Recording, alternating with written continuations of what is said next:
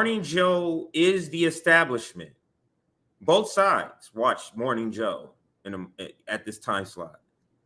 Mark Rubio talks about it all the time, or talked about it before, how he was in the gym exercising and watching Morning Joe. So the establishment donors watch Morning Joe. This is who they take in for news. Dave, this is why David, you don't see David appearing in many shows. Although he is a regular on this show because it is an establishment show, this is a shocker for the establishment. And let's listen to it. Shout out to Case Study QB. He clipped this the entire segment. So let's watch it. Here we go. Let's bring in columnist and associate editor for the Washington Post, David Ignatius. Well, David, you have official Washington talking. Certainly the White House. So let me say this too. If David is saying it, if it's coming out in the Washington Post, and David is the opinion writer, that means he sets the tone. He has now set the tone. It's similar to like in sports, when a player in football, like a player in football, let's say a quarterback, Tom Brady gets paid $100 million for a 3-year contract. That sets the tone for the next quarterback that's getting numbers like his. You get what I'm saying? So it sets the tone. So he is setting the tone for the establishment of all establishment. It's okay now to go in on this topic of replacing Joe Biden. That to me is saying they are seriously considering it, or they have made the decision. This is what we're doing, and this is first step, getting it out into the public, the establishment public. So that's the sense I got. That's the sense I feel they are saying. And I think in one of the clips I have, they actually say that that now it's okay for everybody to talk about. It's a conservative clip, but still the point is made. House talking, your latest opinion piece in the Washington Post also has my wife talking, David, and I don't know that you'd like to hear what she has to say. you may. Go ahead. The piece is entitled President Biden I took should that a not completely run again different way. in 2024. And in it, you write, quote, Biden wrote his political testament in his inaugural address. When our days are through, our children and our children's children will say of us, they gave their best. They did their duty. They healed a broken land. Mr. President, maybe this is the I should also said this, but it's now that I'm listening, I'm getting those emotional propaganda vibes coming back, and it brought back my memory to say this point. This guy, you hear how you can already hear how he's speaking so eloquently. It's so like written as if I know years down the line people are going to be reading this as something part of history. It's very romanticized. It's very cinematic. You can visualize what he's saying cinematically as some sort of hero patriotic movie. That's how he kind of speaks. And so I'm going to replay it so you can hear with that now sort of context. You can kind of listen to how she reads it now. Go ahead. The piece is entitled President Biden Should Not Run Again in 2024. And in it, you write, quote, Biden wrote his political testament in his inaugural address. When our days are through, our children and our children's children will say of us, they gave their best. They did their duty. They healed a broken land. Mr. President, maybe this is that moment when duty has been served. Biden would carry two big liabilities into a 2024 campaign. He would be 82 when he began a second term. And according to a recent Associated Press and ORC poll, 77% of the public think he is too old to be effective for 4 more years. Because of their concerns about Biden's age, voters would sensibly focus on his presumptive running mate, Kamala Harris. She is less popular than Biden with a 39.5% approval rating. According to polling website 538, Harris has many laudable. Do you understand?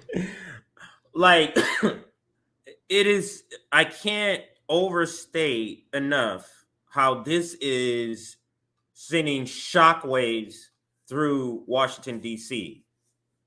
Because not only is he saying Biden shouldn't run, he's taken out what the establishment will refer to as a natural successor, which is the vice president. He's taking that. He's like, no, not her either. Throwing her under the bus too. So he obviously has been picked to deliver the bad news. He's been picked to deliver the bad news. So I think it's funny, but let's continue. Qualities, but the simple fact is that she has failed to gain traction in the country or even within her own party. I hope Biden has this conversation with himself about whether to run and that he levels with the country about it. It would focus the 2024 campaign. Who is the best person to stop Trump? That was the question when Biden decided to run in 2019, and it's still the essential test of a Democratic nominee today. So, David, what are you really saying here? Because if you look at Biden's track record and the fact that he has beaten Trump, I don't know why you would question his ability to beat him again. There are other presidents who are later in years, including the Republican presumptive nominee. Is this really about Kamala Harris? So, Mika, you summarized my argument, what led me to write this piece, just right. I admire many things that President Biden has done in domestic and foreign policy. I do think that that legacy, and at the center of his legacy, is the fact that he stopped Trump. He stopped him in 2020. He stopped Trump supporters in the midterm elections. He's mobilized the Justice Department that is now bringing Trump to accountability. I worry that all those achievements are. So you see the way that they present it, it's like, you know, you've done your deed for America. Now it's time to retire. Like that's the way they're trying to present it. And they're trying to present it in a way that he's going to be seen as some historical figure because he stopped Trump's fascism. That's what he believes, or at least that's what his audience wants to hear. They want to hear these sort of fantasy, sort of American patriotic stories, or they want these headlines wrapped in these sort of, in that sort of way. And that's the way they're sort of dressing, getting rid of Joe Biden. These are very, very well developed propagandists. They do their job very well. So let's continue though. Risk. There we go. And it seemed to me through this summer, I haven't gone anywhere in the country, I haven't talked to any group of people where this issue of whether President Biden should run again hasn't been a centerpiece of conversation. It doesn't get into the newspapers. It doesn't get much on TV except Fox News, which is obsessed with it. And I thought that it was time to raise that question. Again, the heart of it is whether Joe Biden is the best person to carry this legacy forward.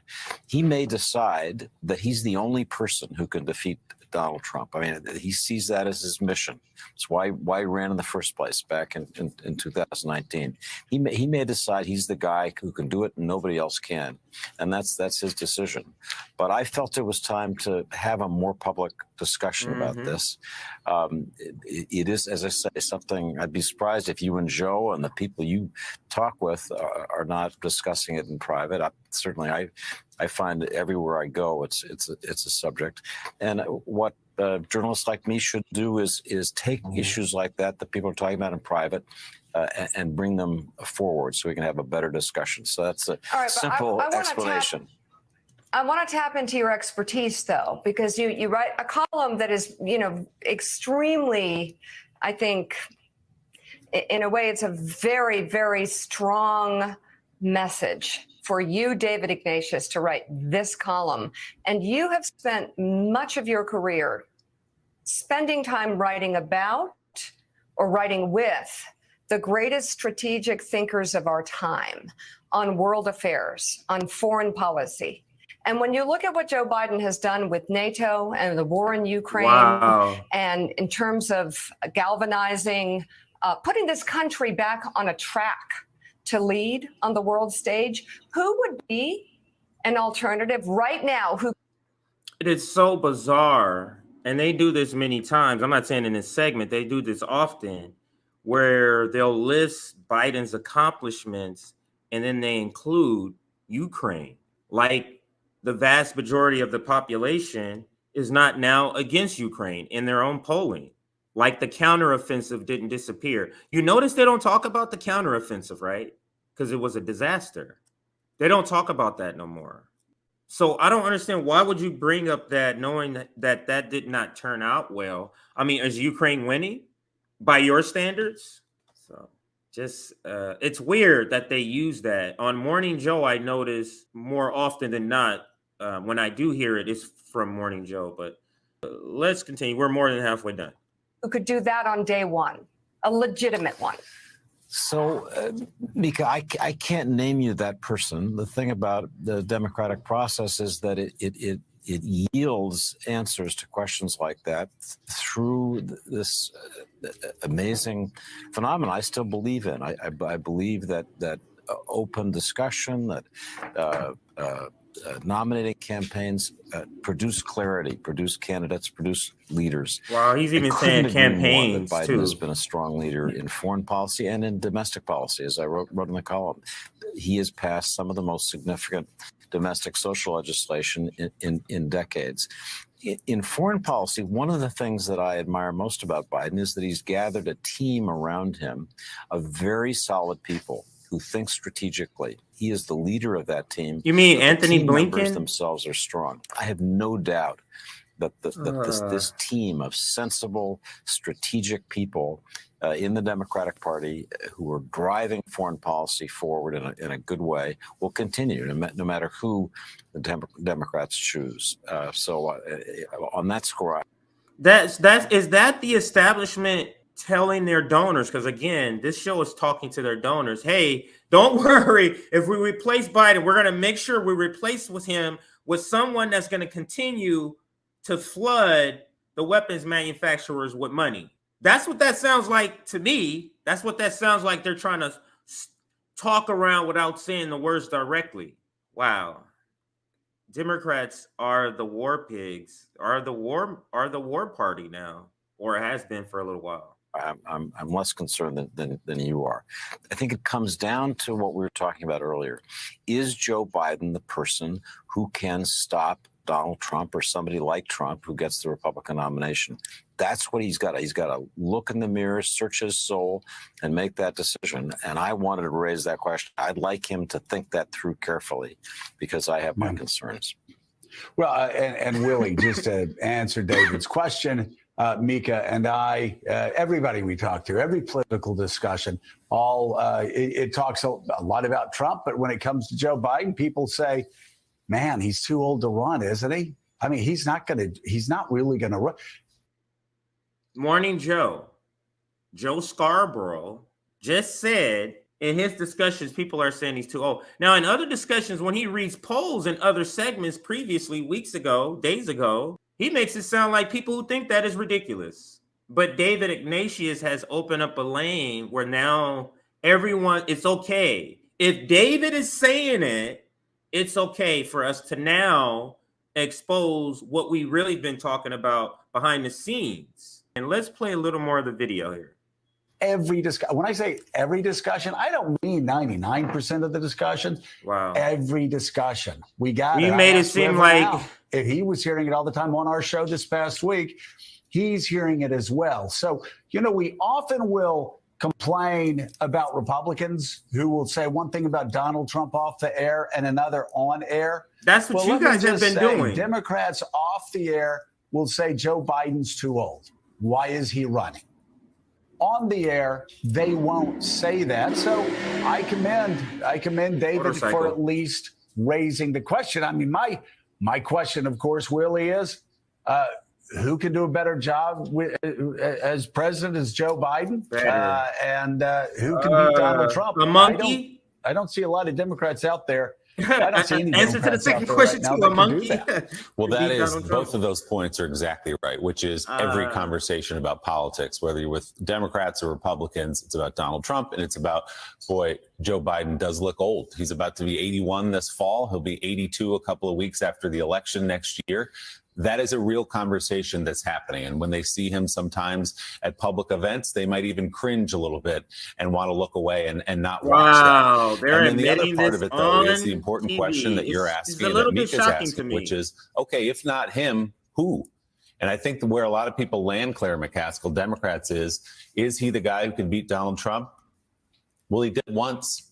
He already beat him a couple of years ago. So of all the people they're looking at on whatever this sort of fantasy menu of candidates on the Democratic side is, they say, yeah, he might be a little bit old, but I'm going to vote for him because I don't want the guy who tried to lead a coup against the United States government to be president again. Yeah, listen, I think that the bottom line is we've got a lot of strong leaders in this country that are older than Joe Biden. Bernie Sanders is older than Joe Biden. Given an opinion Rupert Murdoch is older than Joe Biden. Warren Buffett is older than Joe Biden. So are they stumbling around, mixing up dates? Are they pretending? Are they saying stuff that they were on ground zero the day after 9/11? Claire McCaskill, loser? Like, what is your point? You're naming people that aren't in politics and elected president. What does that have to do with anything? Claire. And that's Nick's old state representative. So he has stories or has mentioned that before. I have another part here to share. So I think I'm going to stop that clip there. That's the bulk of the interview. Shout out Case Study QB. Again, we're going to use a couple of his clips, actually. Here's CNN talking about it. This is a much shorter clip, 3 minutes, under 3 minutes. But this is where the shock is. It's a shock that it's David, and this is CNN talking about the same article. Let's listen in on CNN. There's a new op-ed in the Washington Post urging President Biden not to run again for president. Columnist David Ignatius writes, quote, "I don't think Biden and Vice President Harris should run for re-election. It's painful to say that, given my admiration for much of what they have accomplished. But if he and Harris campaign together in 2024, I think Biden risks undoing his greatest achievement, which was stopping Trump. A recent polling suggests that many Democrats agree with Ignatius. 67% of Democratic-leaning voters said they prefer a different Democratic nominee. Let's bring in CNN senior political analyst John Avlon. John, two things I want to get to right up top. The reason why this is different from other op-eds is the White House reads David Ignatius. Yes. He is not just a critical, kind of longstanding voice in Washington, D.C. This White House cares what David Ignatius thinks. President Biden cares what kind of old bull columnists, and I don't mean that in a pejorative way whatsoever, have to say. There's no question about that. The second is it doesn't matter because there's no other Democrat running at this point that has a chance. At this point. But no, this op-ed is going to... Because you guys have announced that there's no primaries. And I don't mean this guy who's talking. I mean, the DNC has announced that there's no primaries. So you see how mainstream media, cable news, they intentionally leave these thought gaps, these information gaps, in order to mislead the listener who doesn't know the details or the particulars of a story necessarily. So, but that's what he just did there. But that's not the point. Let's continue. Going to be a gut punch to the Biden White House, exactly for the reasons you said. Biden respects Ignatius. He is one of the mandarins of the D.C. Sort of policy, journalistic, foreign policy establishment. And the fact that this is not coming from a reflexive critic, but someone who says in the op-ed that Biden has been a successful, consequential president. And yet he doesn't think he should run for re-election for reasons of age, vigor, and crucially, his vice president. It's a pretty devastating op-ed. Yeah, right.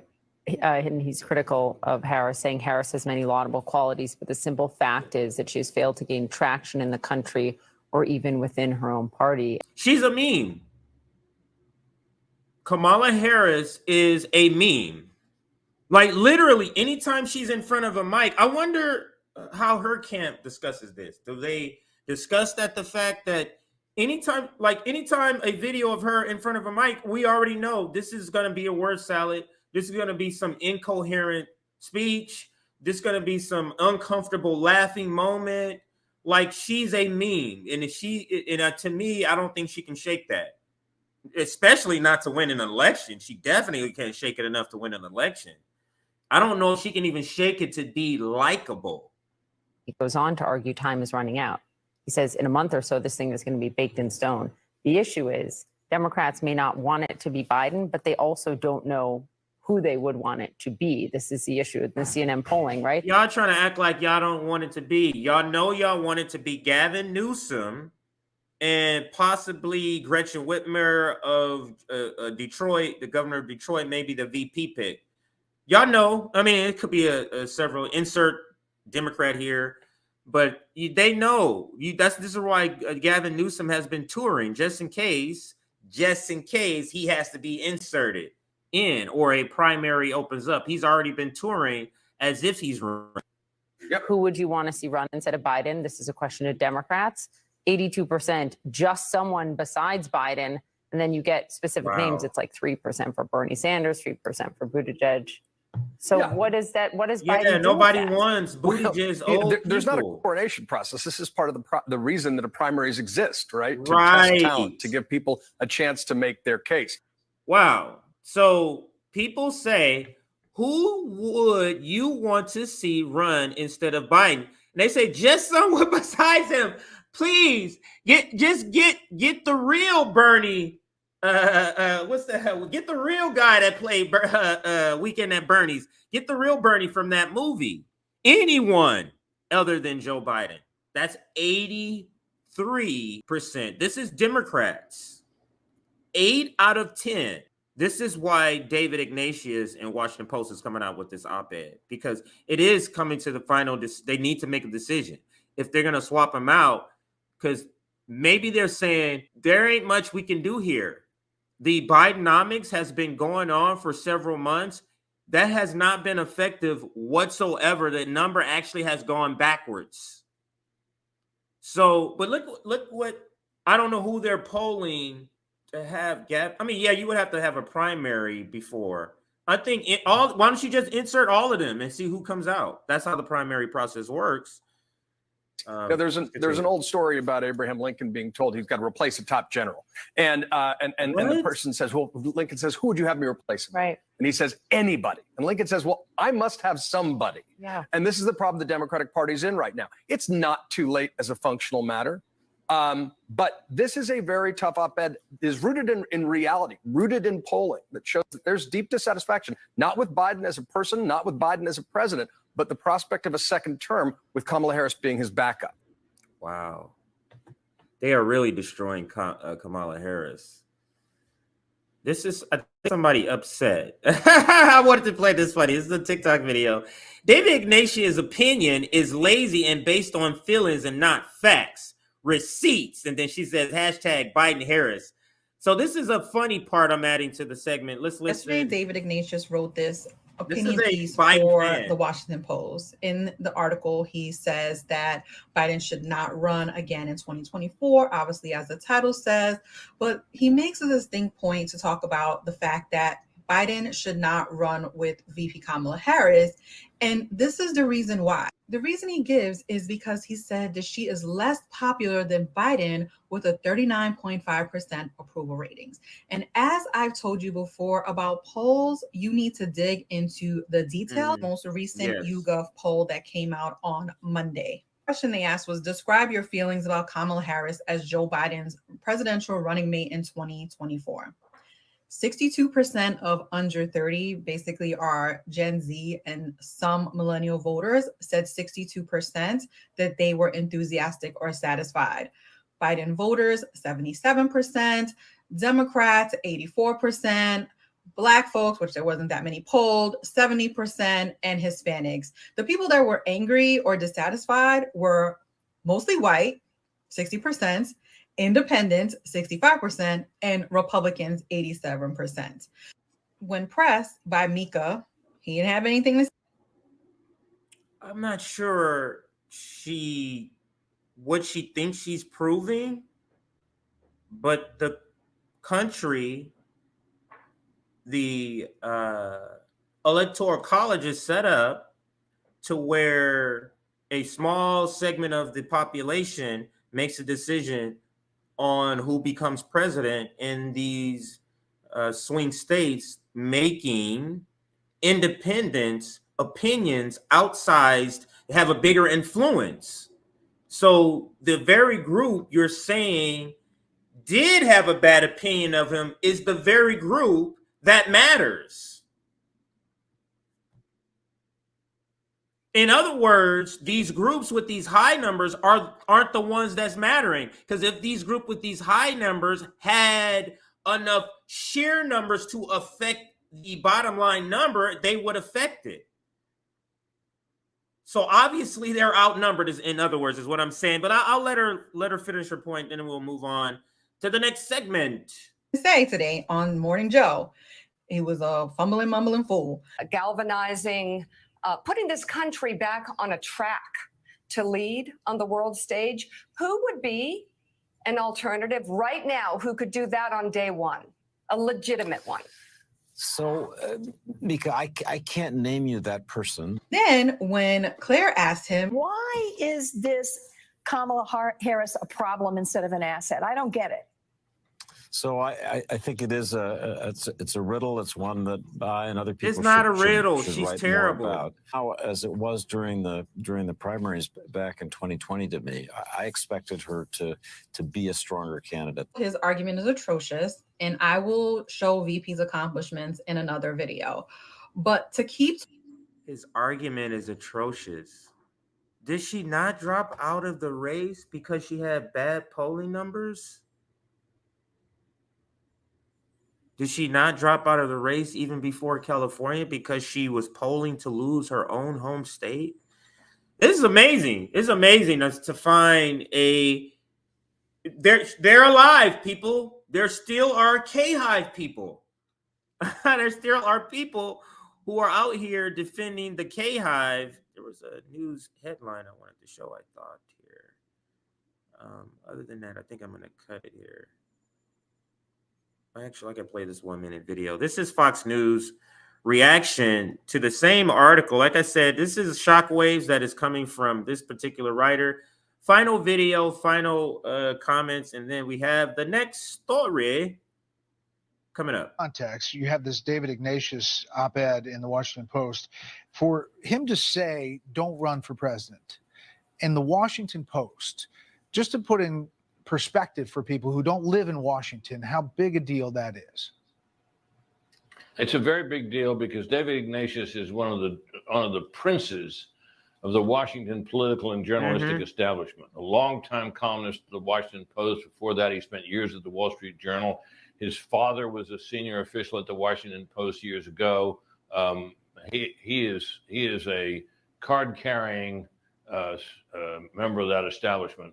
And for him to come out and say this now, I think he is telling, and the people in the Biden administration have to worry that if this starts to catch on with other leading liberal journalists, it could become a stampede. It may be hard for them to head off. Yeah. Last thing, and just.